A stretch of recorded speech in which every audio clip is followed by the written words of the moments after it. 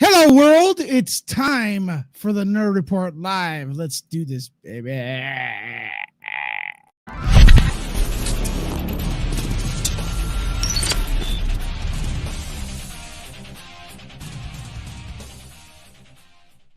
How's it going, friends, family, nerd community here on the Nerd Report YouTube channel? My name is Louis Lecca. We're ready to give you another live feed here. We've been doing the Nerd Report for a while now at 9 p.m. Here in Los Angeles. So if you're in LA, it's 9 p.m. If you're in New York, it's 6, I believe. And if you're in Chicago, Lunga. It's late as fuck. Oh, really? 11 p.m. Oh, no. It's actually later in yes, it's 11 here, 12. It's midnight Eastern. Yeah, but I appreciate everyone who comes in. I know some of our European followers don't get to watch at night, but Lunga, welcome. Thank you, sir. Thank you. Yeah, man. Hollywood Purgatory, Jeffrey Harris. How you doing, brother? Good evening, everyone. I called Rey being Palpatine's heir. Search your feelings. You know it's true. It is your great honor and pleasure to have me on this show. You're welcome. All hail Jeffrey. All kneel to Jeffrey, the predictor of the future, the predictor of the Star Wars franchise, #1 influencer for all things Lucasfilm. Thank you.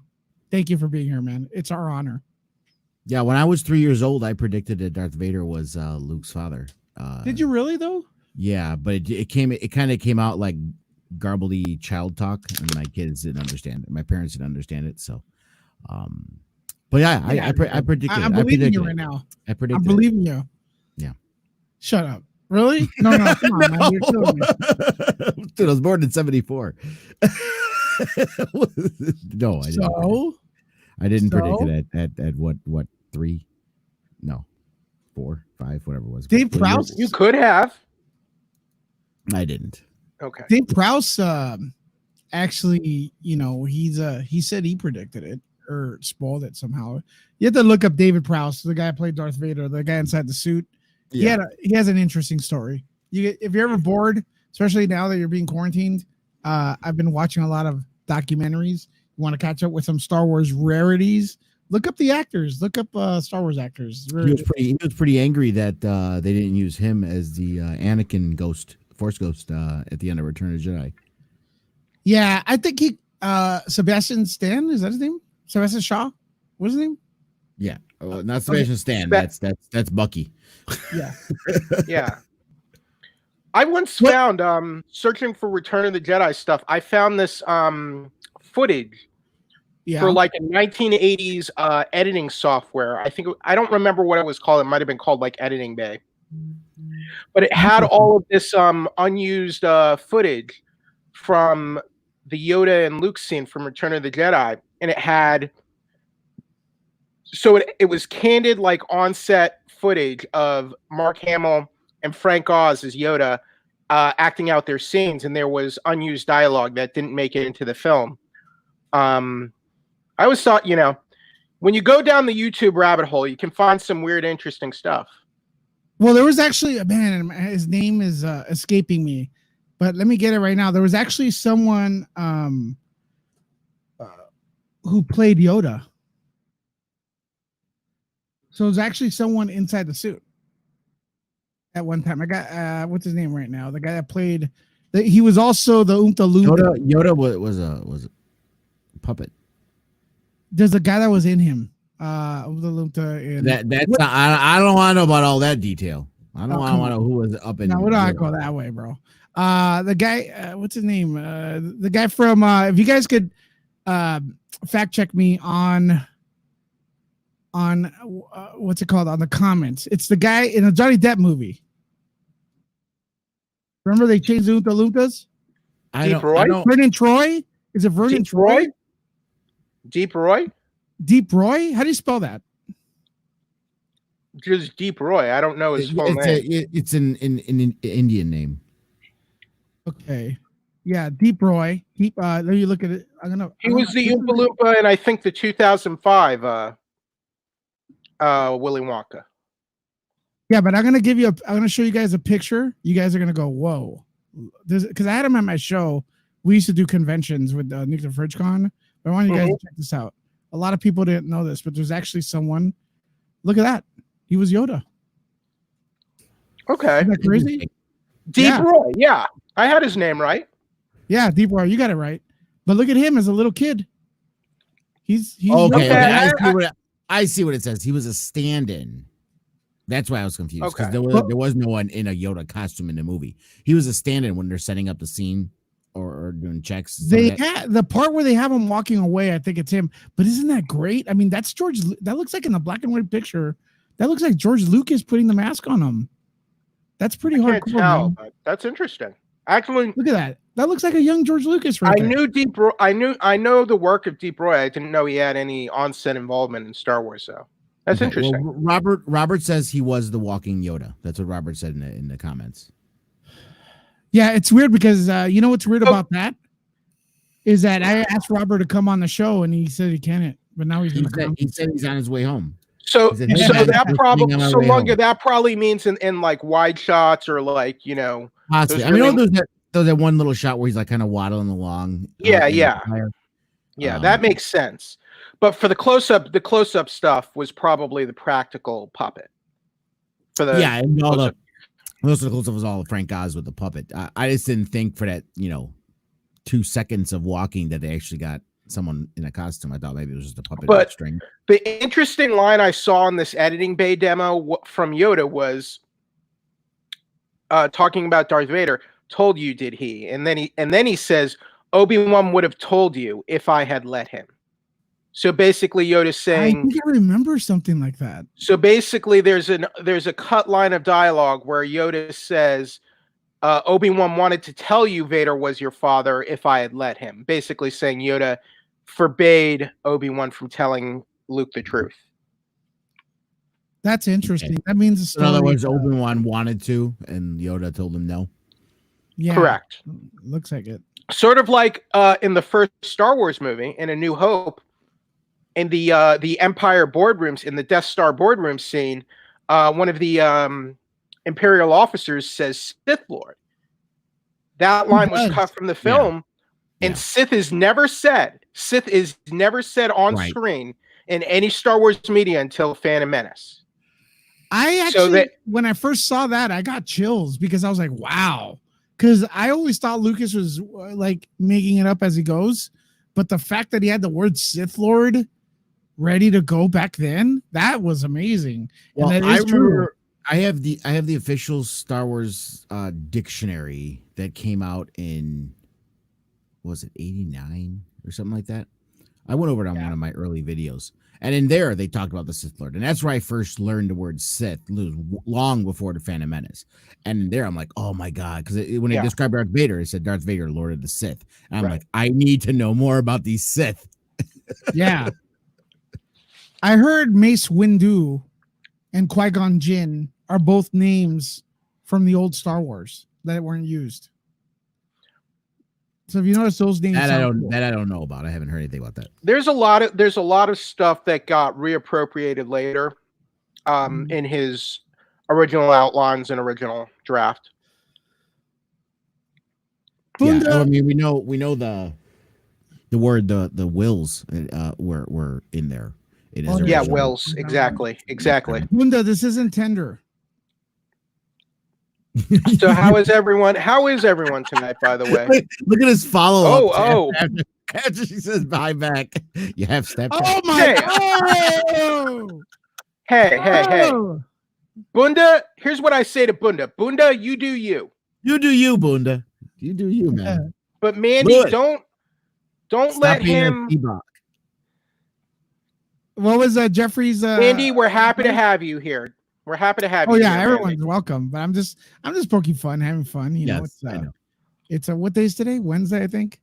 Those scenes of Yoda and Luke are shared by the guy that has that material. You can find him on Facebook, Star Wars Edit Droid. Patricio, thanks for it was Star Wars Edit Droid, not Editing Bay. Thank you, Patricio.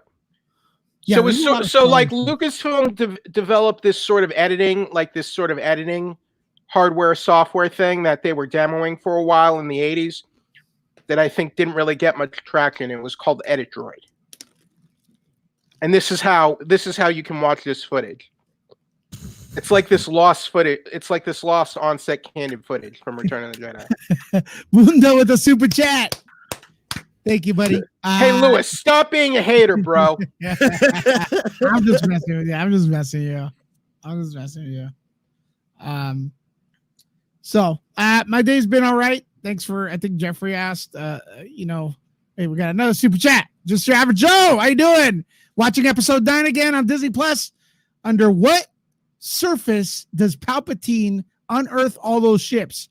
What world surface could fit them? Asking for a friend. Well, it looked like ice to me. I'm not sure though. That was on Exegol. Underwater. That was on Exegol. So, yeah, I mean, and from the looks of Exegol, I mean, this goes back to some suspension of disbelief. But from the looks of Exegol, I mean, it is a planet, guys. Let's remember, it's not a asteroid. It's a planet, and the only thing it looks like that was on there was that temple. So it was an entire planet, desolate planet, except for that temple. So you could literally hide them under the surface of the entire planet. Was this the Sith homeworld, or was it a different homeworld? Or is Morag this way? It was all Exegol. What was the planet from Rebels that was like? That was a Sith. Malachor? I don't know if it was a Sith homeworld. Malachor. Malachor. There you go. Yeah, Malachor is another planet. There was more than one. Yeah. Malachor was the Sith homeworld. If you go back to some EU stuff, other stuff, the Sith were a race. Before they became that's not canonical though. Not anymore. No. But the name Malachor has come over. I think that's canonical. That's because it's in Rebels. Yeah. But you're talking about the true Sith, the true like full-blooded alien Sith. Right. That's Legends. That's Legends canon. Correct. Because then there was full-blooded Sith, and then the Dark Jedi, what they were called at the time, came there and they took over the world, and they ended up taking it over completely and like interbreeding or whatever, and they ended up becoming just the Sith. But yeah, Malachor was that planet. Exegol is not a home world. It's just a it's like the mirror image or antithesis of Ahch-To. Let's follow up with Just Your Average Joe, since he's sending a super chat. Probably, but come on, all those thousands of ships, and how big are each destroyer? We never really got a sense of how large that planet was. I don't really consider that wrong. Yeah, take a look at them when they showed them over planets. I mean, it's a planet, dude. I know the Star Destroyers look big to us, but they're not nothing compared to a planet. I mean, they were small compared to the Death Star, and the Death Star is the size of a moon.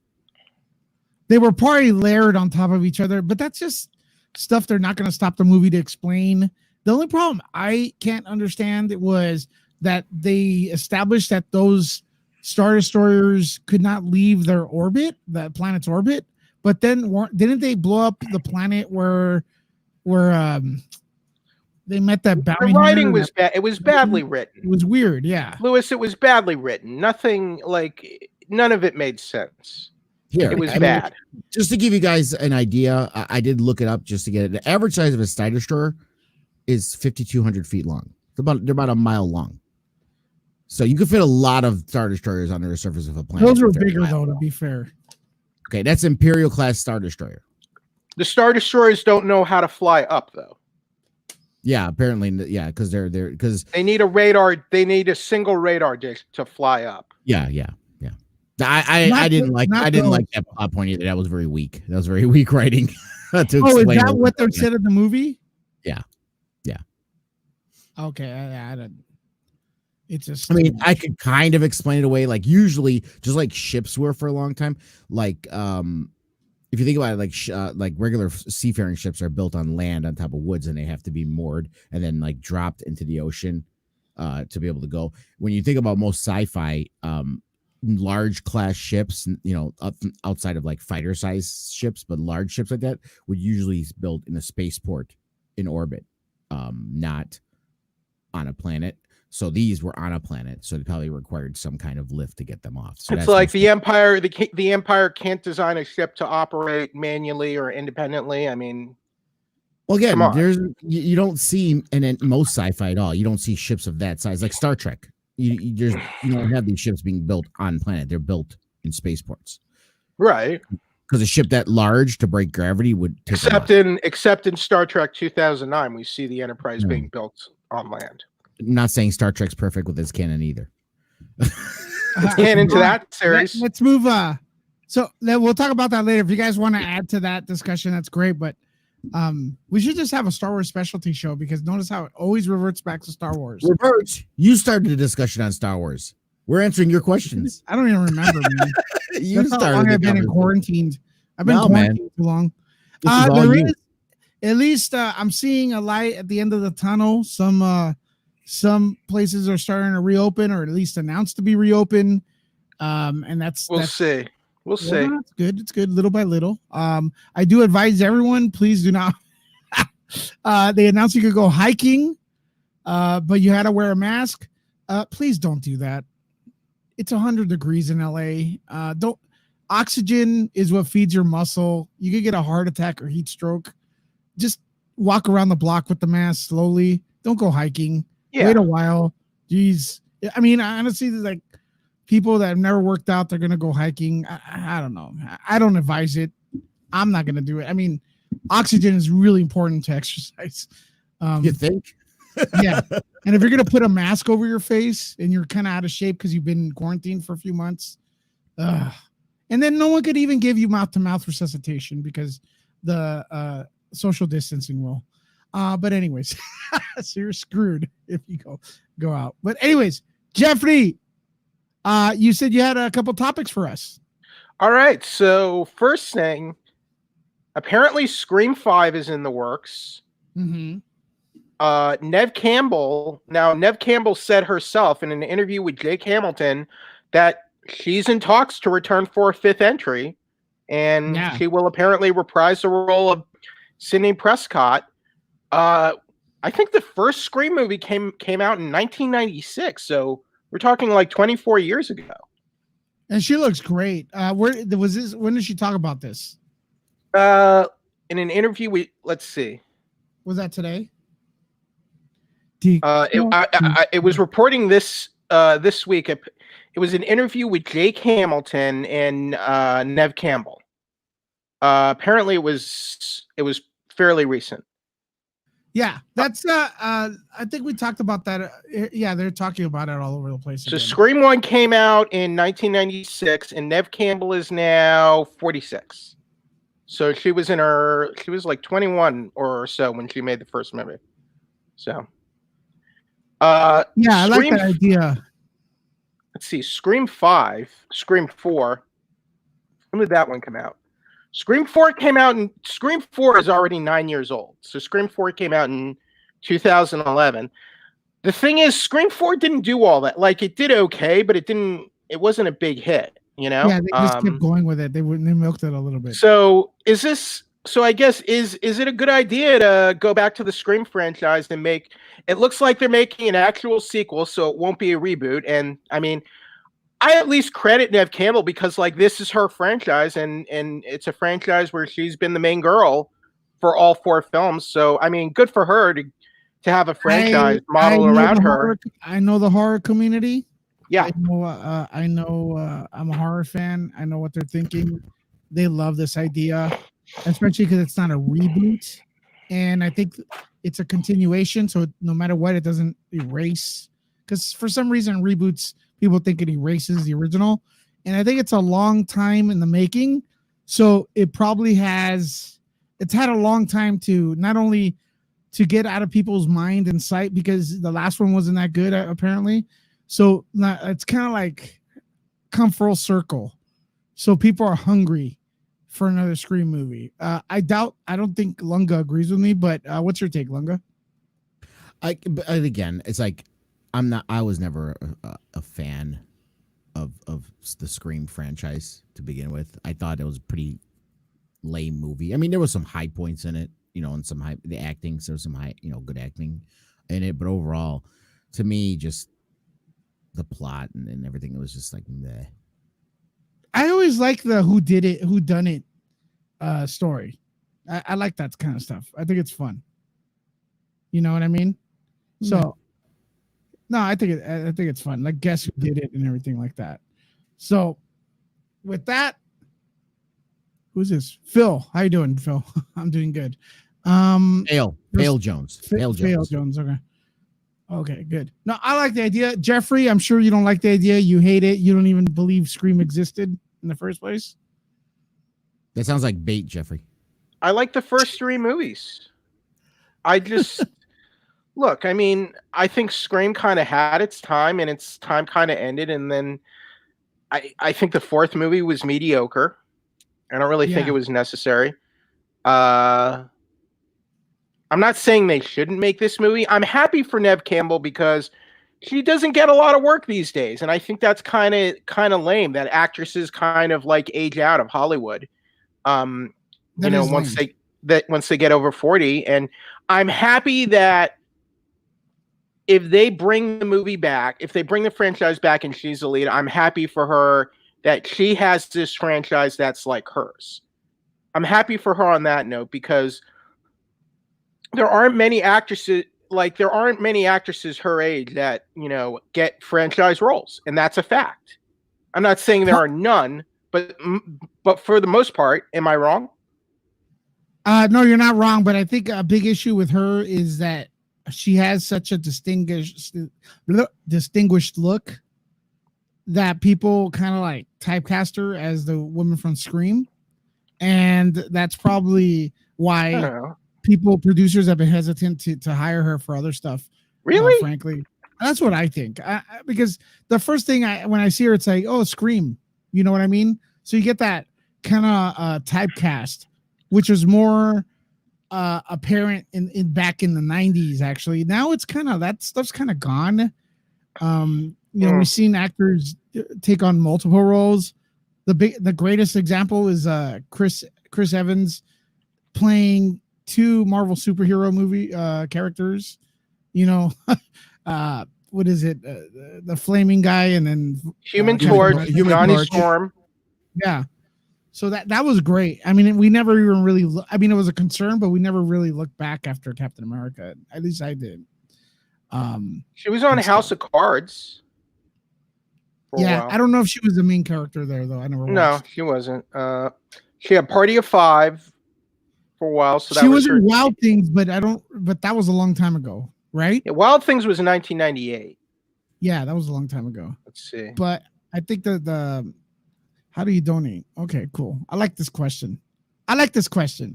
Well, there's a super chat. Oh, The Craft. The Craft was another good movie. That was a good role for her. Turn on your headphones. Jeffrey, you have headphones? Yeah, my headphones are on. So you're interrupting on purpose? Oh, I'm sorry. Okay.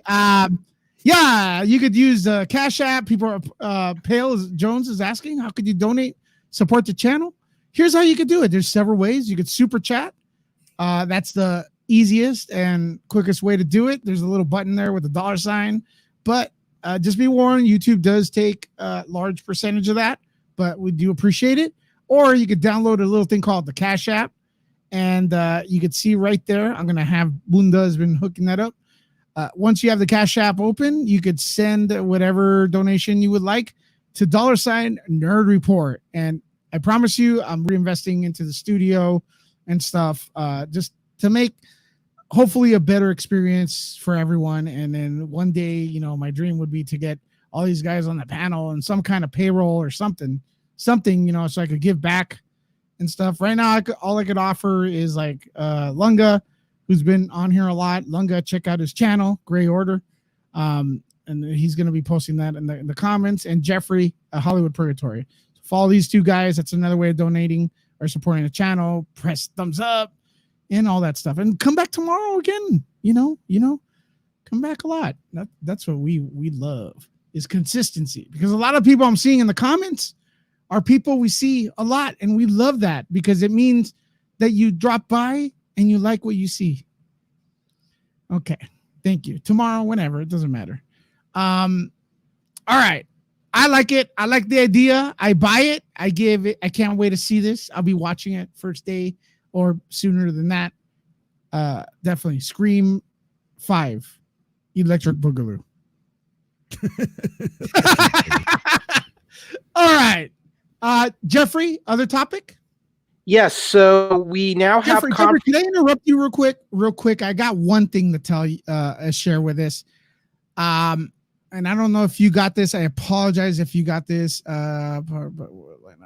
There's now, I'm just going to throw it out there. There's a bit of a rumor going around, since we're talking about horror, that there's the Texas Chainsaw Massacre reboot in the works, and it's going to take on a much older Leatherface. Now, Leatherface is the main killer, the main chili cooker out of the crazy family. He's the one that wears the people's skin, and this is way before Hannibal Lecter did it. He actually wears women's skin. Yeah, it's brutal, but there's something in the works for that. Texas Chainsaw Massacre, the reboots have been trash, in my opinion. Well, one movie was okay. The sequels, First movie, amazing and very disturbing. But I just want to share that. Jeffrey, sorry to interrupt you. What else do you have? This will be like the 20th reboot of Texas Chainsaw Massacre. So. Yeah. So we have confirmation from Robert Rodriguez. He shared a tweet and photo on set from The Mandalorian. He is directing an episode of The Mandalorian season 2. So Robert Rodriguez, the director of the Spy Kids films, of Desperado, Once Upon a Time in Mexico, Alita Battle Angel. He is confirmed to be directing a season 2 episode of The Mandalorian, and he tweeted a photo on set showing him with the child, aka Baby Yoda. So now we know. So now we definitely know that Jon Favreau, Carl Weathers, and Robert Rodriguez are directing episodes for season 2. We talked a little bit about that yesterday. That's amazing, amazing news. Imagine a rated, just imagine, it's not going to happen, but imagine a rated R, all out Robert Rodriguez, Western style, friggin' Mandalorian episode. That thing would be so wild. You can even throw vampires in there, man. I wouldn't want that in a Mandalorian. Now, if they do a standalone anthology movie or something like that, or a standalone anthology one-off something on Disney Plus, not in Mandalorian. Mandalorian's already set its precedent. Something like that would be very jarring to me in the Mandalorian. It wouldn't fit. I think Mandalorian is dark and violent enough already. Yeah. That being said, I would love that. Anyways, I'm sure you would. You're horror fanatic. Well, what are we gonna expect? Here's my prediction. Okay, so this is what's gonna happen. Robert Rodriguez is gonna give in there. I think every director has been that's been in there has pulled their style, or every episode that a certain director does, you could tell it's a certain director. Does that make sense? What I'm trying to say, it has a director's personality. Deborah Chow has her personality. It's very Lucas. Filoni has his personality in his episodes, and Taika Waititi has the personality. You could tell it's him. His episode, you could tell right away it's Taika Waititi, even though he kept the Star Wars heart in there. But if Robert Rodriguez does it, I think this thing's so up his alley. I mean, it's a spaghetti western, and that's what Robert Rodriguez loves doing. So I think in that point of view, it's going to be phenomenal. And that's probably the episode I'm looking most forward to. Robert stating that Deborah Chow has not been announced, but she's probably going to be in Obi-Wan and doing Obi-Wan. And also Taika Waititi is working on Thor, but he's also working on a movie. Okay, so there we go. So I was going to ask you, what do you think of Robert Rodriguez? Let's start with Jeffrey. I think it's fantastic, and I can't wait to see what he does with it. Yeah. What about you, Mr. Lunga? To be honest, there wasn't much of his that I've really watched. I think he did like some of the Dusk Till Dawn stuff, didn't he? I think he did like the series for Dusk Till Dawn. He did the series in the original movie. Yeah, and some of Machete, I think, as well too. Because I really haven't seen much. I gotta be honest with you. There's like not much of his that I've really seen. The Dusk Till Dawn stuff I did like. Never saw Planet Terror. Did you see Kill Bill? Kill Bill, yeah. Okay. Here's my theory. All right. I really feel. I looked it up. Like, he did Desperado too. Yeah. I really feel like he helps Quentin Tarantino a lot. I feel like those two guys are together. When I saw Kill Bill, I love that movie. And then I noticed that when Planet Terror came along, which was the Grindhouse, that movie felt like Kill Bill, and it was a Robert Rodriguez film. And then the one Tarantino did alone, which was a car Death Proof, didn't feel like Kill Bill. I felt like you're saying Quentin Tarantino didn't really direct the Kill Bill movies. There was a lot of collaboration. I looked it up after we started talking about this just to see. He doesn't have a director credit for it. Kill Bill? There's no director credit for Kill Bill. I think he has like a producer credit or something. I mean, the things that stand out for me that I've seen, El Mariachi, which is like Desperado, which I like, From Dusk Till Dawn, I liked. Sin City. That's where I was getting. Sin City, I've liked. Everything else is I've never really seen. The Spy Kids stuff, meh. Spy Kids. I mean, other than that, I haven't really seen. But I mean, From Dusk Till Dawn, I liked. But again, that's when you're getting onto your okay. Horror Bingo. Patricio just hit something big here. Robert Rodriguez has worked with Rosario Dawson in Sin City, so I'm thinking he's gonna do the Ahsoka Tano reveal. It's possible, but Sin City was 15 years ago, dude. You know what I mean? Well, we don't know the full breadth and width. No, they stay as friends, dude. Rosario Dawson is in Tarantino films as well. Yeah. Hey, buddy. If you guys want, like, this is an entertainment channel. So like putting your political stuff, we're not gonna put it up. But I appreciate you guys watching everything. But it doesn't make sense to come on an entertainment channel, to spew like political campaigns. Go to CNN or Fox to do that. Stuff like that. But here you're just like, you might as well be like trying to swim on a desert. By the way, Lunga, Rosario Dawson was in the Sin City sequel in 2014. Did he do this? Oh yeah, he did that too. He directed it. Yeah. Oh yeah, they have a good relation. I feel like he they talk. They're buddies. We don't know which episodes he's directing though, and we don't know how many episodes Ahsoka is going to be appearing in. Well, I'm going to tell you right now, my prediction: the Ahsoka Tano will be Rodriguez's episode. That's a good guess. I mean, I wouldn't put it past it because people do come back in Hollywood that have worked together. I mean, we see freaking Scorsese with De Niro. Considering he created the character, I feel like Filoni should get the first crack at that. We want it to be good though. We want the episode to be good. So let's get a good director to do it. I mean, honestly, I don't think I've seen a bad Mandalorian episode yet. Yeah, but let's get the best possible director. Yeah, but don't you think he's learned something from that first season? No. And he could be really, dude. Wow, Lewis is just throwing Filoni under. I give him credit for expanding the universe, though, big time.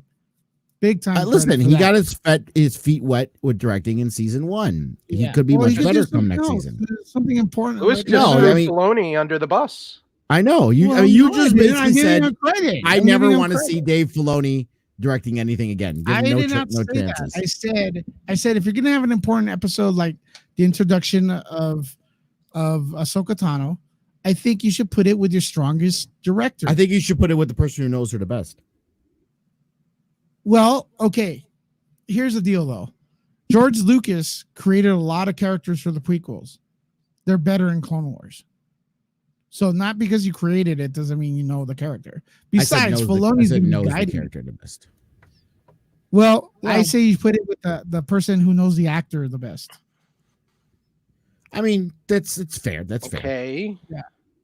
It's fair. But here again, to be honest with you though, after watching a documentary, I still feel okay with it because they do all have input. You know what I mean? Even if Rodriguez is directing it, just like they did in a documentary, Filoni will probably still be on set for sure. If you're doing an episode, seeing his creation come alive on set, for sure he's going to be there. You know, I mean, even if he's not directing. So I gotta I'm sure agree with Bunda here. With the super chat. Thank you very much, brother. There was no expectations for Mandalorian season 1 because Disney shut the bed. With the Rise of Skywalker. Well, Mando came out after though. So now you have expectations. We all might be let down by season 2. That is, I do see the studio taking less risks with the second season because now they have they're a winning team now and they have a lead. So we'll see. I mean, I think that's a good question, Bunda, but we're just gonna have to wait and see. I think based on what was set up in the first season, there are gonna have to be some good progression elements that have to move the story along. So I think those we can, but it's just speculation. So I feel like they have the team that made that first season work so well is coming back for the second season. So that's why I'm encouraged they will do a good job. Desmond Johnson, welcome to the channel, brother. Dave is going to direct the Ahsoka episode. He created the character. Okay, that's a prediction. We're gonna leave this something fun. We're gonna leave this up. I agree with Desmond Johnson. Desmond, you're a smart dude. Thanks for writing that. I have a prediction. I think so my prediction right now, Rodriguez directs the Ahsoka Tano introduction, the episode she's in. She may get introduced though, hinted in another episode, but the one that her episode is going to be Robert Rodriguez's. It's going to be centered around her. And my other prediction is Taika Waititi is going to be his movie is Tales from Jabba's Palace or something like that. That's my we talked about that this morning, which I think would be a pretty cool, a perfect fit, right? Perfect fit. Yeah, he could put the comedy, he could put the weirdness, he could put the dark in there. So I think it all would fit, and you can expand the universe. Wait, are you saying he make like an anthology short film? Yeah, not short. It'd be a short story movie. Yeah, it'd be a Star Wars story like Rogue One and Solo. Yes, a Star Wars story. But then, what does the Tales from Jabba's Palace movie look like? It could be, dude. It could go from like Jabba ordering bounties on people and weird creatures going after bounties, or just a straight up underworld movie. So do you want a movie with like 3 anthology shorts in it? Is that what you want? Like a Sin City, like a Sin City Star Wars? You could do that later, but what kind of who's the main character? Jabba the Hutt? Jabba the Hutt's the main gangster. Go straight Godfather with that shit. You know what I mean? That doesn't. I don't know. I don't think that works. It worked in Return of the Jedi. Rejected, Lewis. Rejected. Oh, you studio execs are all the same. Rejected. Jeffrey, do you have another story? Sure. Give me a moment. Right. I forget to get anything. Lunga, meanwhile, hold on a second. Lunga, do you have a story? No, I don't. I was asleep right before the stream started. I could tell you're asleep here, man. All those damn yawns. It's catchy. I woke up 5 minutes, but I don't want to say asleep. I was on a couch dozing. Lunga, are you approaching your like YouTube stardom? Like you're already peaked and you're already starting to. Wow! Man, thanks, Lewis. What is going on? Thanks for telling me. After 6 months, I've peaked. That's all I have. I have nothing left to offer. No, you always do, bro. Okay, Jeffrey, go for it, man.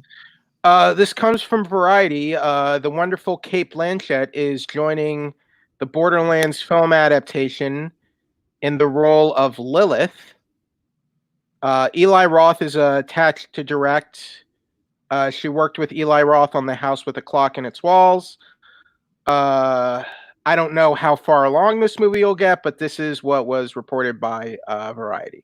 So, what's Cate the name Blanchett, of the movie with Eli Roth? Borderlands, based on the hit video game franchise Borderlands. Yeah, it's a game, video game, Lewis. Interesting. I personally love Eli Roth. I think he's underrated. That's the guy who's improved his films.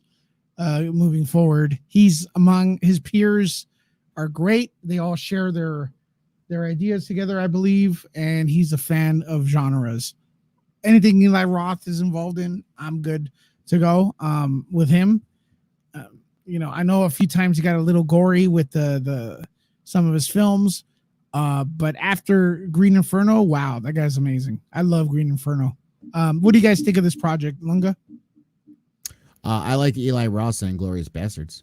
I thought he was great in that movie as an actor. Yeah. I mean, give me a second, guys, but keep the conversation going. But give me a second. As far as directing, I mean, he did Hostel. I enjoyed Hostel. Again, it's funny. It's all horror stuff. Guys who are bringing in. I guess. I mean, Borderlands. I guess does have I wouldn't say it's a horror, but it does kind of have a motif going with. There are monsters and kind of like space zombies and stuff. Yeah. So I mean, when you think about, he did Hostel, Grindhouse. I guess, yeah. I think I can see like those kind of like Grindhouse, kind of like gory, violent elements being applied to, because there are some aspects of that to Borderlands and just sort of horror weirdness type elements. And he also did the vampire Hemlock Grove. Yeah, he did Hemlock Grove, which I thought was great, and I was upset that they didn't renew that because I thought that was a really good series too. That had Skarsgård from It was in that one. He also did that rainforest cannibal movie. What was it? Was it Green Inferno? Green Inferno. That one that I haven't seen. I don't think this movie will get off the ground, but we'll see. Who knows? I mean, I just don't think. I know it does have its following. I don't think Borderlands has enough of a following to warrant a movie. I guess I should say. Maybe I'm wrong. It's a popular game series. Yeah, but there's lots of popular games. Doesn't mean here's my thing, Lunga. Here, Assassin's Creed had a big following too, and the movie bombed. So I mean, it's like that wasn't because of the game following. But my point is, it's hard to translate, a video game success in that audience and have them come over and watch a movie based on that franchise. Well, that's why everyone's running around saying that Sonic is like the first moderately successful video game movie, because most video game movies wasn't the first. It was far from the first. So you had Mortal Kombat. Mortal Kombat wasn't really successful. Yes, it was. I mean, I liked the movie, but it wasn't really successful. How was it not? Explain. I remember when it came out, it was. It did well. I think the fact that people still talk about that movie and the music. It was the music that got people going. It wasn't even. No, the movie did. The movie was a success. Nah, I wouldn't call it a success. Now I have to look. You're a liar. Wow, liar. Liar. Erroneous. Me saying I don't think it's a success. I wouldn't call it a success. That's not lying. It was a success. Damn it! I didn't know how to lie. Jeffrey throwing out the bombs, man. What are you talking about? I call slander, sir. I think. Jeffrey, are you gonna send La Cosa Nostra, La Cosa Nostra after Lunga here? Hold on. First of all, I'm the Italian guy. Okay, so Cosa Nostra. But he's gonna try it anyways, man. He's gonna try it anyways. All right, but you broke my heart, Lunga. You broke my heart. You broke my heart. I mean, let's take a look. Let's take a look at Mortal Kombat. Let me pull up something here. So it looks like this box office was 122 million. That's great for 20 million budget. Just your average Joe. $23 million budget made 70 million domestic, 122 million this is back in 1995. Think about that. Yeah. I'm gonna go ahead and say that it made another $5 million on Netflix. Yeah, I mean, again, don't get me wrong. I was a fan of Mortal Kombat. I loved the movie when it came out. So you're saying it's not a success by what metric? I just remember. This is going from my memory when it came out, because your memory is fault. Your memory is faulty. Jeffrey's gonna remember this for the next 27 years, dude. I was an adult when that movie came out. Reject your memory. I reject your memory, Lunga. Jeffrey, how old were you in Mortal Kombat? I rebuke your memory. 46. I rebuke thee. Lewis, I need a pair of white gloves to slap Jeffrey in the face with and say, I challenge you, sir, to a duel. I challenge you to a duel. You know what? I'm realizing I actually like podcasting better standing up. I have to move the camera up because that's why you got your camera off. Yeah, because I don't have a nice chair, man. I'm the only person here on camera. Do you realize how freaking awkward that is? But it's okay. I know I'm more beautiful than both of you, so that's all right. We can give people. I'm more beautiful, Once I get a haircut, I might be more comfortable appearing on camera. I got the better voice too. I agree with that. I agree with that. It's your memory I have issues with. Yeah, well, I found out that your voice is just going through a processor. No, it's not. So yeah. No, it is, dude. No, it's not. This dude, you're such a liar. You know how to use it. First of all, everybody on radio's voice is modulated some way. Now, okay. Street Fighter. I think what you're mixing up, Lunga, is Street Fighter. The Street Fighter movie wasn't really. That was horrible. Yeah, but Mortal Kombat did for its time. It did well, and so did Tomb Raider, for that matter. Would Streets of Rage work? I'm asking for just your average Joe. If you made just if you spent like $40 million on it and just made like a fun balls to the wall action movie with lots of brawling and fights and put in some like weird attacks and like some comic book weirdness in it, yeah, it could work. You don't spend like $150 million on a Streets of Rage movie. That's the thing. Spend like 40 or 50 on it, then you could get away with it. But if I have to revise my statement anyway, making video games movies has proved to be difficult. Not a lot of them don't succeed. We've had a few bright spots with certain ones, but a lot of times they don't do. Yeah, I agree. I agree with that. And I mean that to me, that's why you see all these projects getting developed, but they never get off the ground for the most part. Like real quick, we really get personal here. Bunda is saying that our co-host Robert saying forever at home, stop at Wendy's. Dude, let the dude eat. He's had a hard day at work, man. Jesus. Hey, Bunda, that's a little mean. That's a little mean, Bunda. He's not going to Wendy's. He's going to Arby's. He's eating dinner now. Baked chicken with steamed rice. He's eating dinner now. Robert, did you cook that baked chicken and rice, or did you pick it up? That's what I want to know. The Tomb Raider reboot, wasn't that a success? Not really. Well, they're making a sequel, so I guess it did. You talking about the Angelina Jolie? No, the Vikander, Alicia Vikander. Okay, yeah, I actually haven't seen the new ones. I didn't see the. I guess it did moderately well. I'm surprised they are making a sequel, but whatever. It's not my money. Tron and Tron Legacy do not count, average Joe. I'm sorry. No, they don't, because the video games of Tron were made after the movie. So it wasn't a video game prior to that. When we say video game movie, we mean it has to be based on a video game. Correct. Like Super Mario. Tron did the opposite. It influenced a video game. But man, I love Tron Legacy. But at one point, like there was going to be the hate that Tron Legacy gets. I don't understand it either. I thought it was a good movie. When after BioShock came out, like BioShock was getting a lot of buzz. Yeah. And Hollywood tried to make a BioShock movie, and Gore Verbinski was going to direct it, and then it just fell apart. So tends to happen. Jeffrey, I think I'm going to give you your own show here. I should. You down? Press 1 if you guys want Jeffrey to have his own hour. I'm actually down for that. Now that the it looks like Frankenstein over here in LA is going to start to reopen and stuff like that. Maybe hopefully in a month or we'll be back. I am dying to get out to Frankenstein's, Lewis. So yeah, man, that'd be great. We did start the live broadcast. So if you guys want a Jeffrey Harris show, let me know. Press 1. Stanley Thurton brought up the World of Warcraft movie, and again, I was one of those. I liked it, but I knew that it wasn't going to reach general audiences very well. But even that, I think they set it up well. They explained it, how the orcs got to Azeroth and everything.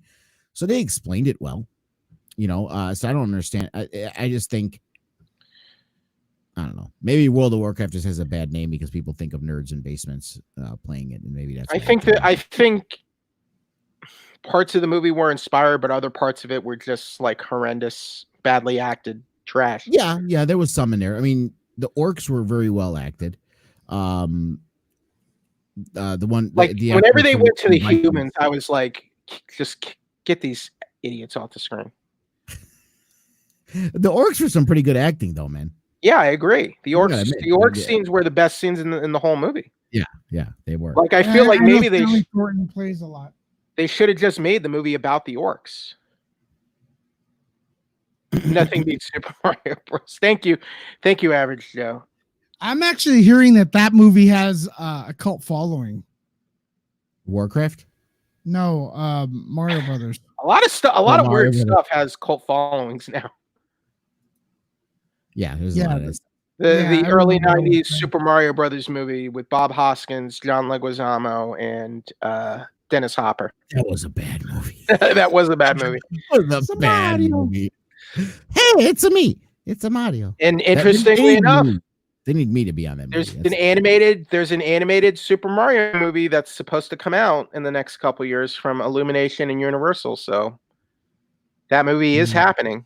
I mean, it's just like there's a lot of stuff that I love that I just don't want to see a movie for. I agree. Like, I don't want to see an Uncharted movie, especially one starring Tom freaking Holland. I don't want to see Uncharted. Yo, Robert, show us that burger. Robert got home, ladies and gentlemen. He's home. Is your power out again, Robert? Can you hear me? Yes, we hear you. Robert. Uh-oh. Robert, were you broadcasting from your basement or something? No, I just came in my room. I just got home. Are you? He's on his phone. Yeah, I am on my phone. I'm on the phone. I don't feel like setting everything up, quite honestly. You lazy fuck. You know what the weird part is? Here's the weird part. You know, if you hold that camera sideways, I have to literally set everything up. Han Solo dice hanging from his boom arm. I do. These are Han Solo dice that I got for the press screening from Robert. Let's see. Robert, why is the mic not in your boom arm? Oh, I take it off every time I'm done. Why? It's a fake mic. Because what it does is on the boom arm, because the mic is so heavy, it'll start to tear away at the little thing. Listen, you make $150,000 a year. Get a good boom arm. That little thing right there. Don't get the 20. Robert, don't get the 23. Don't show your little thing again. Don't get the $23 Amazon boom arm. Okay, get like, a Rode arm like I have. Okay, spend some money on it. That's too expensive. That's way too expensive, man. I got mine. I got it at Sam Ash, the music store, because it has the thing inside. Nah, that looks like Amazon to me. Robert, hold your camera sideways. Amazon, believe me. Robert, hold your camera sideways. I don't think I can hear Lewis though. I think it's yeah. No, Lewis realizes it. It's because you're on your phone, Robert. I know. If you're a professional and get on your computer like the rest of us. I at least wanted to jump on and tell everybody hello because Bunda was harassing me, telling me, like, literally giving me a hard time because I wasn't on. Like, he's calling you out. I know he was. I was just trying to get home on time.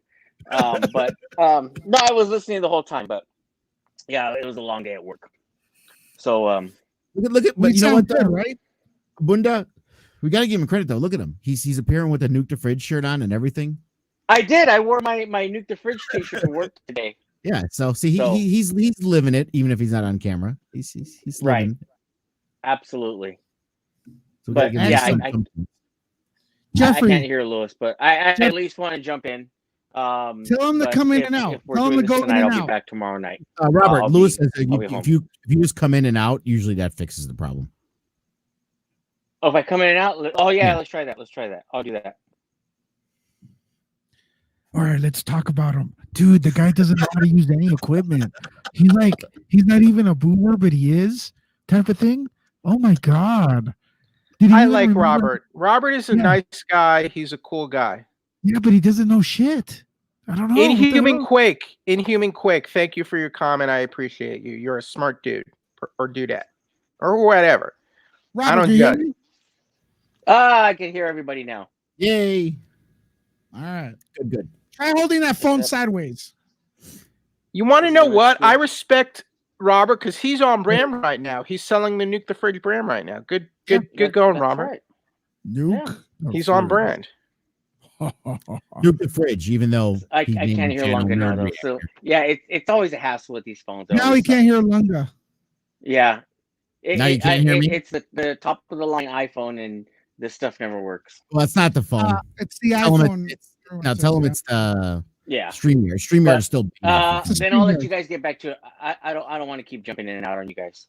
Thank God. I mean, yeah, dude. Yeah. No. No. But are you gonna be back here tomorrow, or you're too good? I'll be back here tomorrow, back to regular time, back to normal. So I will be back tomorrow. Could you do me a favor and Could you get some topics for tomorrow, because Lunga doesn't even bother looking for stuff.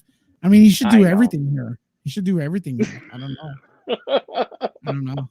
I mean, I just scream more than everybody every day. I mean, it's not like, So Lewis, are you ever gonna? We'll see you later, brother.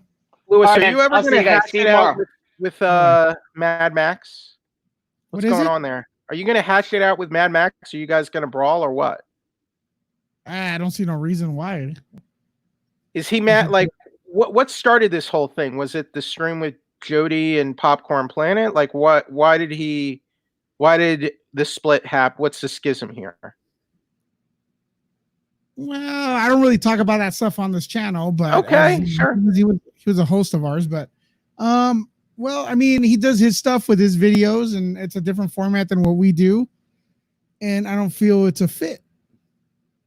What if you guys had like a debate on neutral ground? Would you do that? I don't know what I'd debate him for. What would the debate be? I mean, I don't really. The Snyder Cut, I guess. No, dude. I don't really care about the Snyder Cut. I mean, well, then I don't like. I don't get like why he blasted you and everything. I haven't really seen him blast me. Did he blast me? Well, it seems like he's not okay with you anymore. Or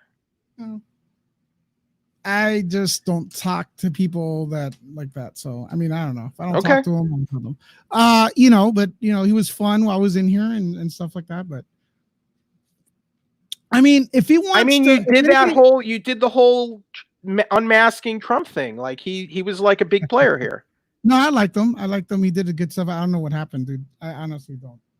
But I mean, it is what it is. Different formats of channel. I don't think if it's this channel to be promoting that channel when it doesn't really do what we do. That's just my executive decision. And stuff like that.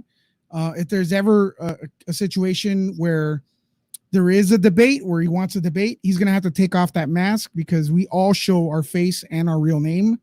And it's very easy to be brave when no one knows who you are. So that's what I'm saying. So he's going to take off he wants to come on. He's welcome to come on to debate me if he has an issue, but you never actually saw him with it. Hold on. So take off the mask, reveal the real name, and we're good. And then we'll respectfully disagree or whatever. So he never actually revealed his mask and face to you? No, I never asked him. I think that's like that was, that's his little hustle and stuff like that, and it's fun. His fun thing, and it's like kind of like who's that group I like? There's a group I like that. Daft Punk. Yeah. Daft Punk. I don't want to know how they look. It's part of the magic. You know what I mean? But if you want a serious debate, then I want to know who am I talking to? You believe in what you say. You know what I'm saying? So show me who you are. Is that fair? I don't know. I don't want to get longer. I guess it's fair. I don't, it just sounds like there's some drama there, and maybe, I don't know. Maybe, but it's YouTube. There's always drama and okay. It just seems like maybe there needs to be a blow off or like a cage match here or a Hell in a Cell or something. Nah. Okay. Well, if you want a cage match, you want to train me? I mean, I would. Yeah. It just seems like there needs to be like some sort of climax to all this drama. Well, I know your heart's in the right place, Jeffrey. You want to see everybody be cool with each other. I do as well. but if it can't be, it can't be. You don't have to be cool. I mean, you guys can rage it out and like be like, we're done. Nah. But like without a mask, that's cool. It seems like there needs to be another chapter here, like a final chapter. I think we're good, right, Lunga? We're all good.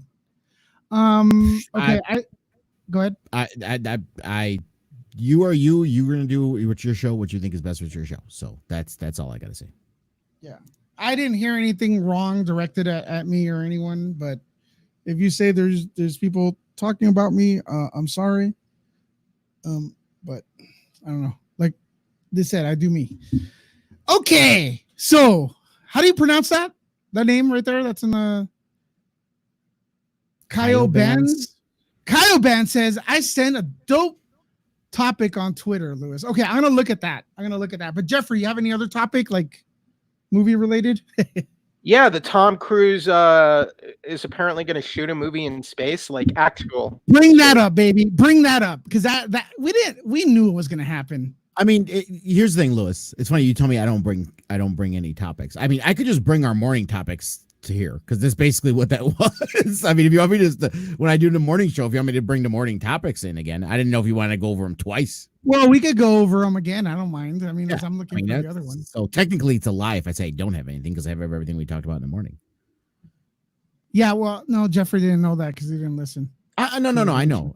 I'm not saying I expected him to either. He actually answered. He had a work reason why he couldn't come on this morning. So I was just saying. I didn't know if you wanted to rehash a topic again. That's why I don't. Well, I don't mind bringing back topics and stuff. You get different takes. I don't mind. I think there's a sometimes different audience. Right? Yeah. No, that's like I said, it's perfectly fine. All right. Well, Jeffrey, did this surprise you that Tom Cruise is going to space?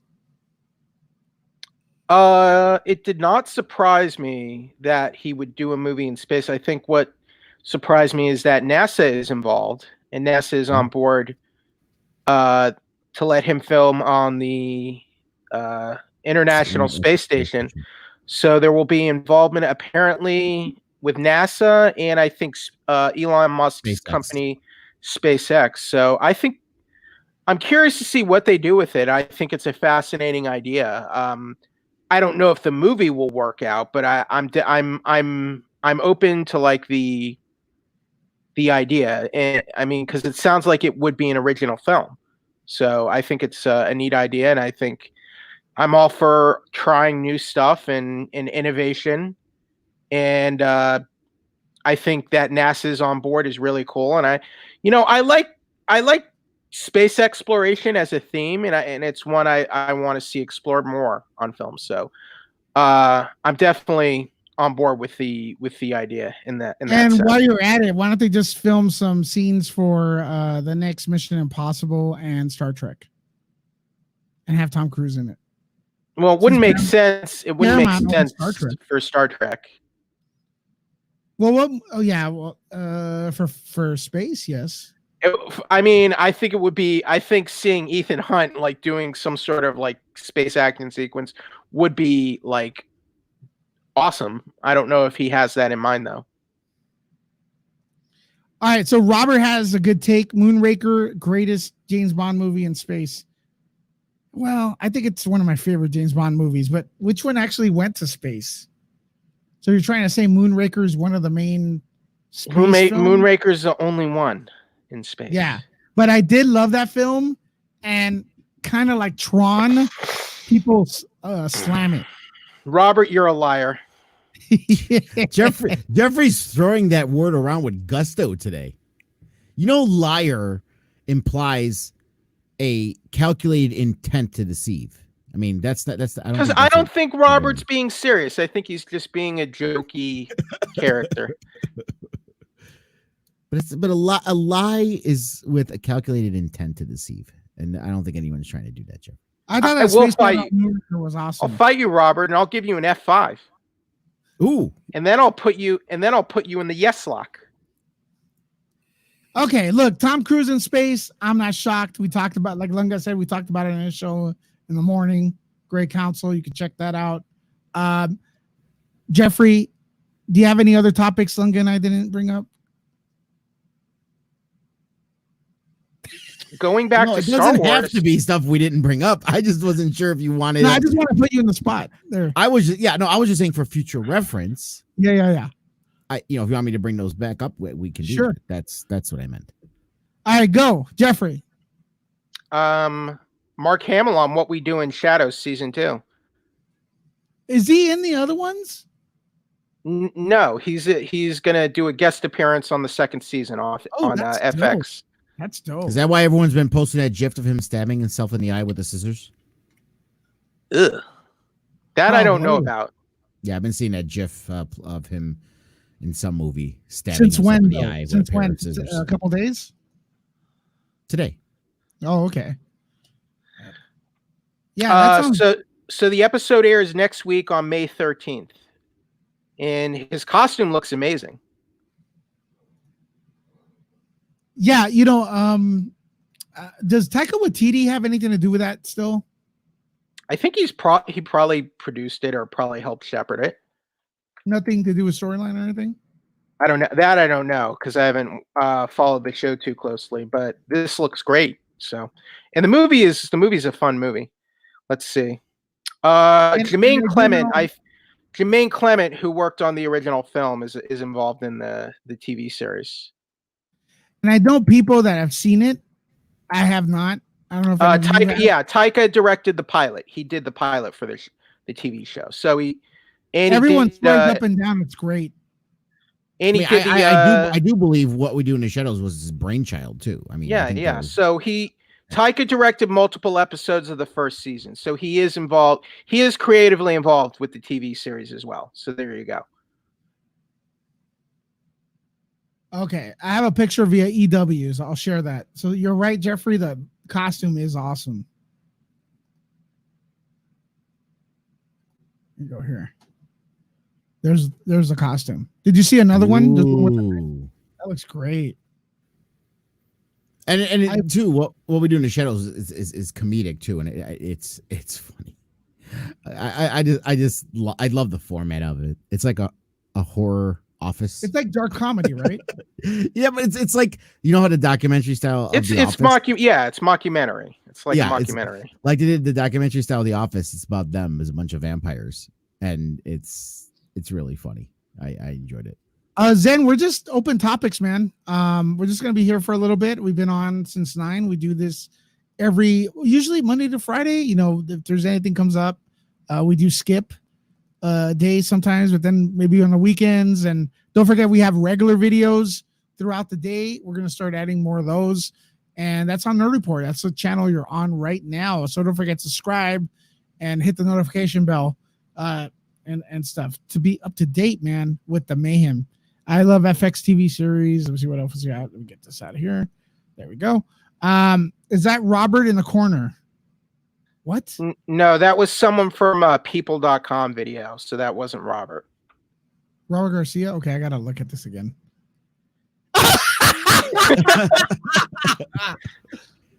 Yeah, no, that's not Robert. Holy crap, it is Robert. No, it's not. Man, Bunda's ice cold, man. Bunda is ice cold. Just got ice in his veins. Okay, it's not Robert because they would have Wendy's in its mouth. Oh, you guys are horrible. Don't talk about my boy that way. Come on. You're supposed to protect him. Plus, you guys know Robert's wearing a Nuke the Fridge shirt. That guy wasn't wearing it. I don't know where Bunda's getting his knowledge. Listen, only I'm allowed to pick on Robert because I do it classy.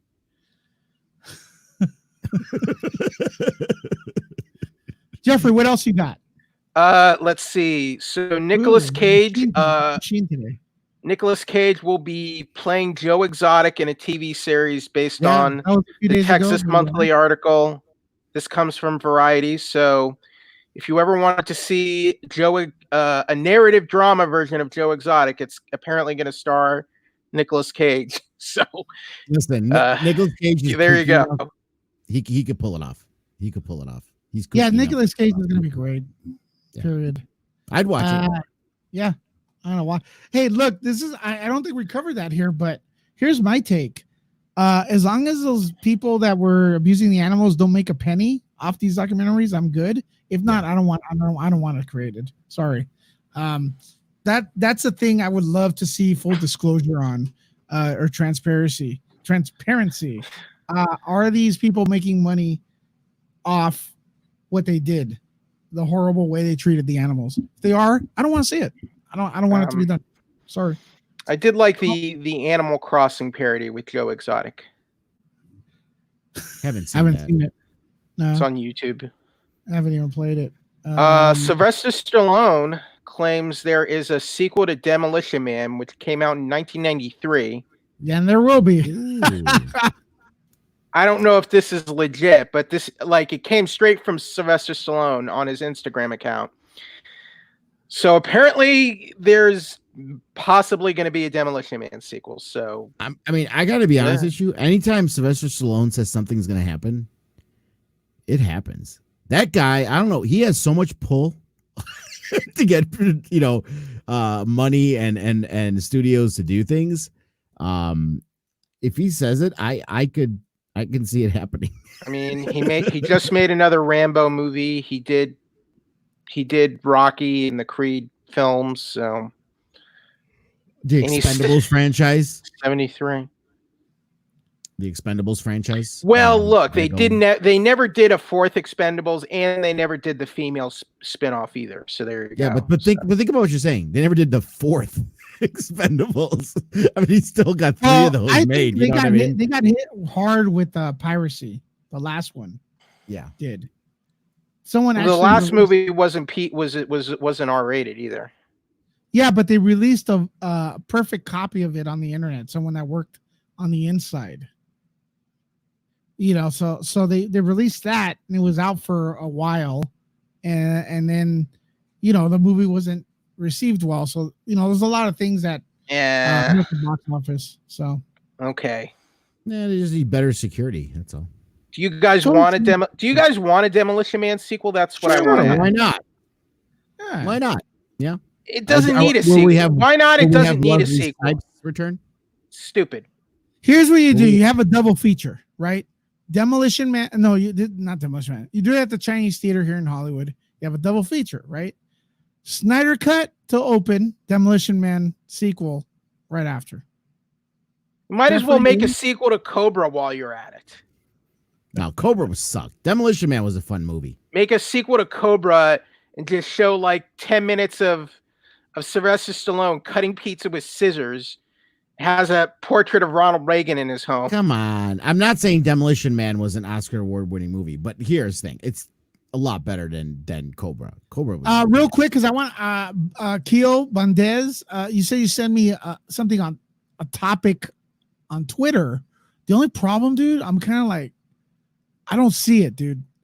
If you could just I can't tell where it's at. Well, I mean, how didn't have like 5 Twitter accounts? What Twitter did you send to? It's Nerdlecca. There's only one. You had a Nuke the Fridge one too, didn't you? Yeah, but that's a website's Twitter. Well, it's still confusing, Lewis.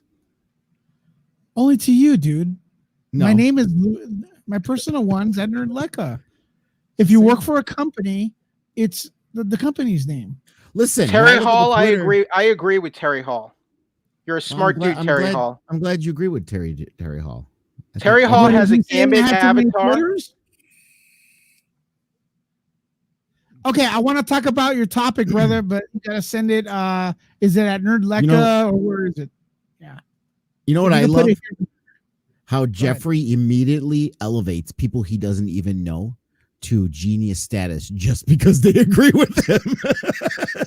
Well, clearly, this Terry Hall knows what he or she is talking about, because here's another reason. Terry Hall has a Gambit avatar. The name is Gambit. Remember it. So basically, in Jeffrey's book, in order to be a very good and intelligent individual, you need to like Gambit and agree with Jeffrey, and not say Mortal Kombat was a failure. See, yeah, the movie so bombed. What do you call me stupid now, Jeffrey? I'm calling you a liar. No, liars who say things that are wrong. No, okay, no. You're trying to gaslight us and make us believe the first Mortal Kombat movie Yeah, it's gaslighting. No, it's not gaslighting. Gaslighting. Jeffrey, you're crazy. I don't know what you don't remember anything. That's be gaslighting. All right, I got the topic, brother. Right now. Sorry about that. I just found it. Okay. Just Your Average Joe. Over the top 2. Change my mind. I'm with you, Just Your Average Joe. Over the top. I want to see another over the top movie. All right, let's get to the final topic real quick. All right. Yeah. Well, I'm waiting on you. All right. There's a video he sent me. I'm not gonna watch the video, but it's a YouTube video. And this is from Discussing Films. It's on. I don't know who they are. Not to say they're legit or not legit. I don't play that. I think Discussing Films is actually pretty decent. Discussing. Yeah, as long as it's not the other Twitter account that's Dick Sussing, which they made a spoof of them purposely. All right. They are claiming there's a video out there saying that Supergirl has reportedly halted development, as Warner Bros. Decides what's to do with Superman. What are my feelings about that? I don't know. I could see it. You know what I mean? Yeah, it's possible. I mean, I discussed this a while ago when people were first talking about Supergirl. I'm like, how are they going to make a Supergirl if they don't know what they're doing with Superman yet? They're assuming that this means they're waiting for Henry Cavill. Yeah. But yeah, I mean, I don't know. I mean, yeah, possibly. Didn't Warner Brothers say they had no plans for Superman a while back? Yeah. They usually say that before the movie comes out. I mean, not always. No. Dude, I just want to see that was right after Cavill got cast in the role of The Witcher, and people were like, okay, Cavill's doing like a long-term series role now. He's probably going to be out of contention for Superman. Well, those long-term series roles, the long-term what we're talking about is 3 months tops. It doesn't take years to complete those. Yes, it does. Yeah, but it's Jeffrey, it's only usually about 3 months of work. But the thing with a TV series, Lewis, is depending on the scheduling, because I mean, unless they're doing these 2 years in between stuff, yeah, he's filming for 3 months, and then he has commitments for publicity for months while the show is on, and then usually about what I would say 6. Too. Then I would say the junkets and whatever, and then I would say 6 months after that is when they have to start filming for the next one.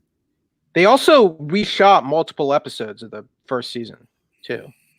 So the reason why it's tighter is because there's usually less time between seasons than there is between movies, and that's why. 3 months, Lewis. Henry Cavill shot the first season of The Witcher from November to May.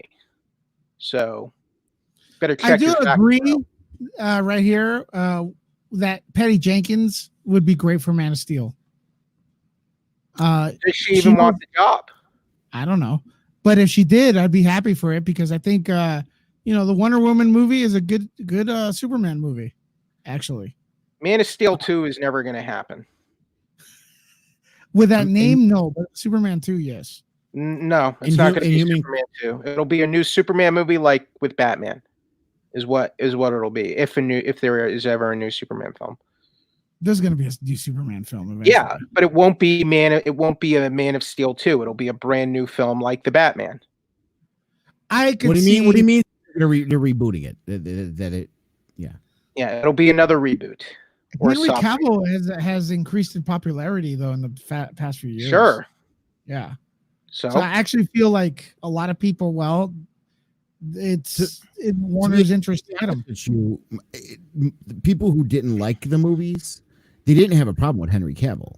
No, it wasn't Henry Cavill. I think I had a problem with him.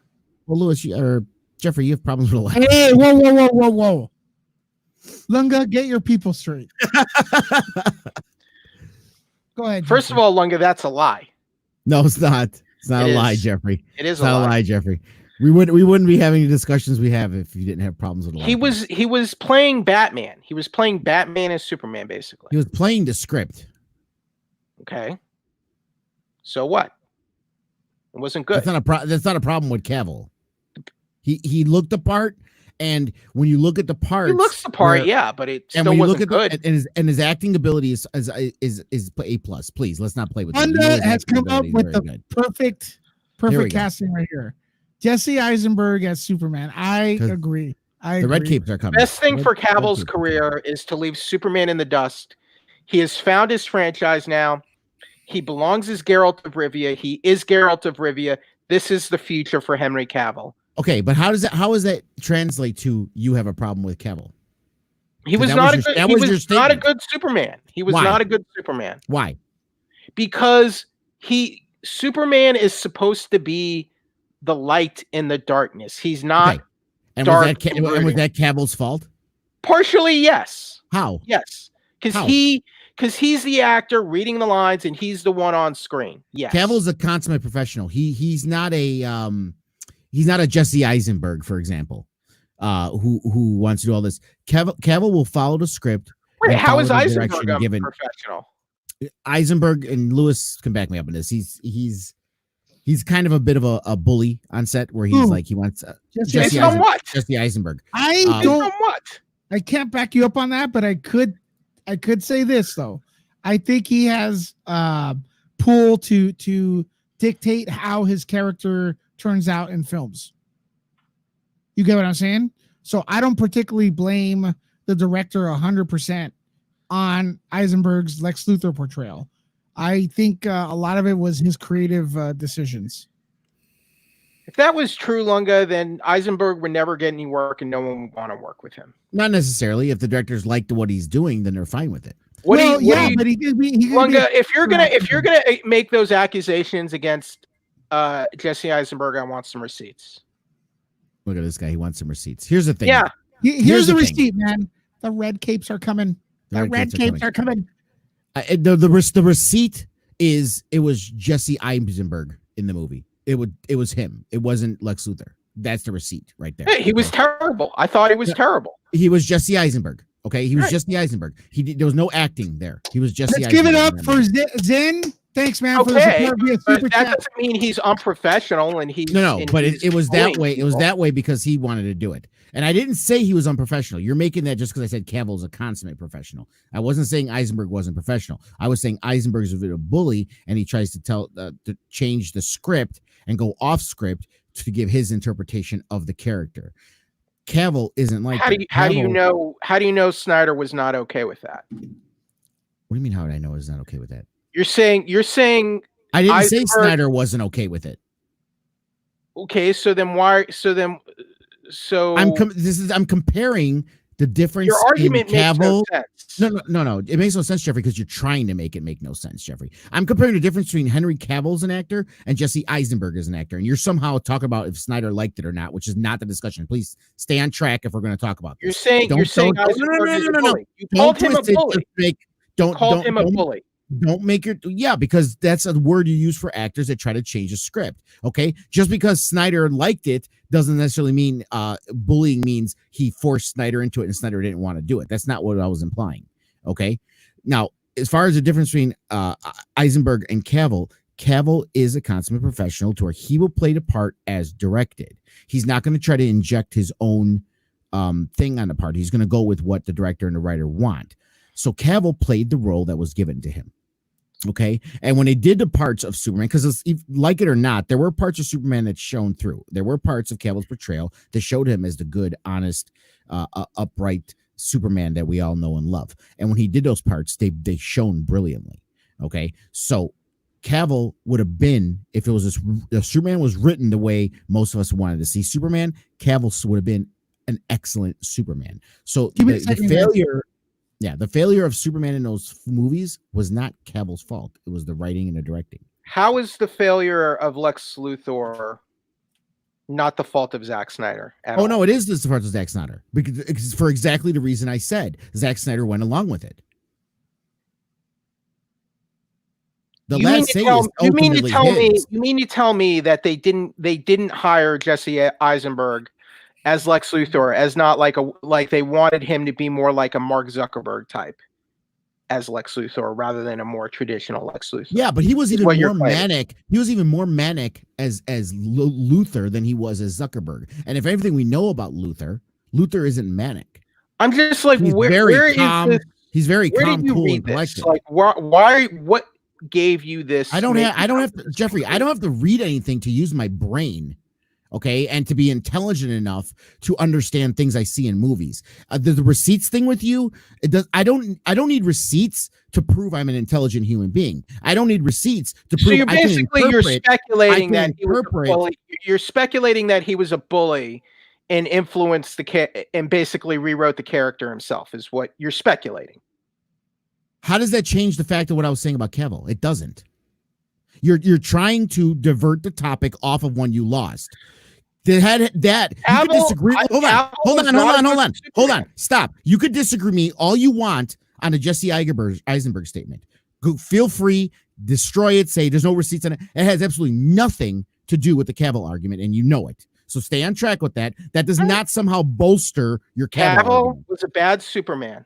No, he wasn't. Good. He was not a bad Superman. His acting ability and his portrayal as given to him by the script was not bad. If he was given a script to our liking, he would have been an excellent Good Superman. Actors can have bad performances. But he didn't have a bad performance, Jeffrey. His performance and his acting was great. He acted exactly the way the script was written for him to act. So it was great. Wasn't great. If you go by, did he portray the character as written and as directed? Yes. That's what makes an actor great. Not saying, I don't like the way you did this. Let's do it a different way. A good actor can elevate a character from the page too. So I don't think that. Again, I don't. But if the page is showing this Superman as a darker, morose, and depressed Superman, he can't suddenly make him this beacon of brightness and hope that we all want to see. Come on now, be rational here, Jeffrey. Yeah, I disagree. You can't, no, that's completely changing the character then. That's not elevating. That's completely saying, I don't like this. I'm going to do it a different way. That's not elevating, Jeffrey. That's completely changing. Even the writers, Ted Elliott and Terry Rossio said, Johnny Depp totally blew away any of their expectations they have for what they wrote for that character of Jack Sparrow. Oh, let's see. He played a pirate. He elevated a pirate. He elevated a goofy pirate that was written as a goofy pirate. He didn't suddenly take a goofy pirate and make it this Shakespearean dramatic pirate. That's what you're suggesting Campbell should have done. No, that's not. I'm suggesting what you're saying. The problem with Superman in these movies was he was not the Superman we know and love. There's more to good acting and performances than your rigid view. That's what Jeffrey, I'm going to tell you right now. Sorry, you're wrong. It was not Campbell's acting. It was not his acting. I disagree. You can disagree all you want, but you're wrong. Everyone has the right to be wrong. And Jeffrey, even Hugh Jackman, you're exercising that right. Hugh Jackman did things with Wolverine that were not in the script. Keep doing apples and oranges. Okay? Because no improvisation by Cavill would have made the Superman we wanted to see. Could have made it completely better. Unless he completely changed the character. If they wanted him to be the morose, depressed Superman who was struggling finding his place, he could not suddenly make him this beacon of hope and this Boy Scout that we all wanted to see, because that would fundamentally change the character they had made for that movie. Okay, it didn't work. Okay, but that's not Cavill's fault. He's not the director. He's not the writer. He can't just completely change the character because he deserves some responsibility. I'm sorry. No, he does. No, he doesn't. I have to agree with Lunga here, even though I hate agreeing with Lunga, man. Damn it. But anyways, Henry Cavill doesn't have pull. But okay, you got to remember when he played Superman, he was an unknown actor, kind of, so he doesn't really have the how would I say highlight Zen's comment. Where's that? No, down a little more. This one. Keep going. Zen. It's like his last comment, dude. Keep going. Scroll all the way down, man. I'll read it right here. The writing failed Cavill. That's what Zenny said. No, he didn't say that. He said in the third act of Justice League, you get a glimpse of Cavill as a Superman of the comics. Yeah, and that movie was still garbage. That doesn't matter though. He did what you were wanting to see. He did. He has the capability to play that Superman. The problem is he plays the Superman as it was written. You're trying to tell this guy he's a bad actor because he did not. I never said he was a bad actor. I said he was a bad Superman. Okay, you're saying he's a bad Superman because he didn't go against Zack Snyder's wishes. Well, he can't because he was a young actor back then. He didn't have much. Jeffrey, think about what you're saying there. He can't just completely change the character. That's a complete rewrite of the script. You can't just, I'm making this actor completely different than what you want him to do. Clooney was a bad Batman. He's a great actor. I'm sorry. George Clooney was a bad fit for Batman. Henry Cavill is not a bad fit for Superman. In a different world, Clooney might have made a good. Listen, I'm going to send you a bag of apples and oranges so you can take a hard look at them one day and realize they're completely different fruits. And realize they're completely different. Yeah, but there's that is where subtlety is lost on you. Okay, Jeffrey. so then apples and oranges, and you're making the comparison with Jesse Eisenberg and calling him a bully. Apples and oranges, Lunga. No, but that was not to bolster my Cavill argument. That was a side discussion on it. Okay. It wasn't to bolster my Cavill argument. You're using stuff to bolster your Cavill argument. Is never coming back to Superman. That does not matter. That has nothing to do with your argument. That has nothing to do with your, that has not. This is how you try to end every discussion, Jeffrey. You try to end it on a statement of fact to try to make your opinion appear as fact. And it's not. His success as Geralt of Rivia and his good portrayal of Geralt of Rivia is not a testament to why he was a bad Superman at all. They're completely unrelated. It is because I think completely unrelated. And Jeffrey, you know what I think? You know what I think it is true? What I think is true is you're wrong. I think you're wrong. Take the L. Just take the L for once. No, I reject the L. No, what you reject is reality and replacing it with your own. Your L. I spit on your L. I spit on it.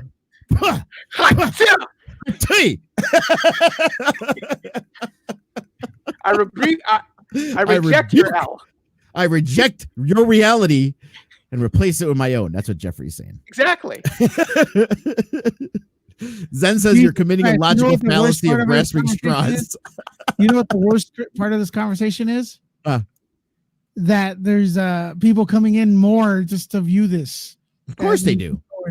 Bunda, look, Lunga deep down wants the Snyder cut, and he probably believes it was no. Oh, see, that's slander. That's slander. That's slander, Jeffrey. That's slander. You're trying to label me. Jeffrey, that's a lie. That's a lie, Jeffrey. That's a lie, and you know it. All right, I think we're well past the hour. It's only slander if just your average Joe. Thank you, average Joe. It's only slander if I damage your. Thank you, hold on. I gotta use Jeffrey's tactics. Thank you, just your average Joe. You are a very smart individual, and we appreciate you being on this show. You gotta highlight that, Lewis. You highlighted when Jeffrey says it. I did not slander you though, Lunga. You can only slandered me. It's only slander. It's only slander if slandered me. It's slander if I damaged your reputation, which I did. You did damage my reputation. You called me a Snyder. You called me a Snyder Cut fanatic. You slandered my reputation. Legally prove how I damaged your. We will replay it. Okay. I will consult with my lawyers, Jeffrey. And if you put this on 411media.com, then we'll add libel. I'm not. I would not do that. We'll be back tomorrow with continuing this conversation. Lunga, shameless plug, go.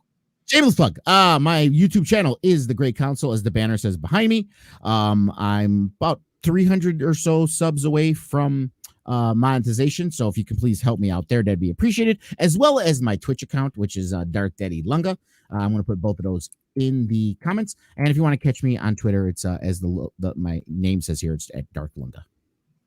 Jeffrey? Okay, you can check out my reviews, articles, and interviews on 411mania.com. On Twitter, I am at Wheeljack83. Hollywood Purgatory on YouTube. I actually did a stream on May the 4th with Nuke the Fridge's Chris Del Castillo. And my podcast is the 411 Wrestling Interviews Podcast. It is on Apple Podcasts, Google Play, and Spotify. And I'd like to make the announcement that once this quarantine is over and we're allowed to go out, Lewis will be hosting a Super Soaker duel between me and Jeffrey, and may the best man win. All right. And I would love to continue this conversation. It's going to be a short duel. I would love to continue this conversation, but as usual, everyone ignores me throughout the day.